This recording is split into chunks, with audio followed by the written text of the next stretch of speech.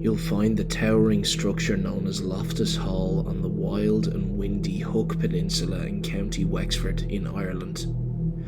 It's a large old mansion house that was built in the mid-1300s during the time of the Black Death by the Redmond family. According to legend, the mansion is haunted by both the devil and by the ghost of a young woman. The building passed through many different hands over the years, but the curious tale begins while it was occupied by the Tottenham family in 1766. Lord Tottenham married a woman called Anne Loftus, and the couple had 2 children, Elizabeth and Anne. While their children were still quite young, Anne Loftus Sr. became ill and died. During this time, many ships landed on the shores of the Hook Peninsula, and it was customary for those on the ships to take shelter from storms at the Great Hall.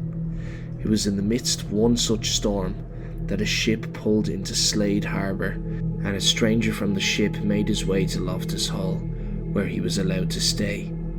On this occasion, the storm thundered on for days, if not weeks, which meant that the stranger continued to stay on at the house. Lady Anne Tottenham, now a young woman, became close to the visitor during the storm, and they spent many hours chatting together in the tapestry room. During the evenings, the mansion's various inhabitants used to sit around and play cards. One evening, as the game was in full swing, Lady Anne dropped a card. As she leaned down to pick it up, her eyes fell upon a cloven hoof, and she began to scream. The stranger from the ship, whom she had become close to, was exposed as the devil.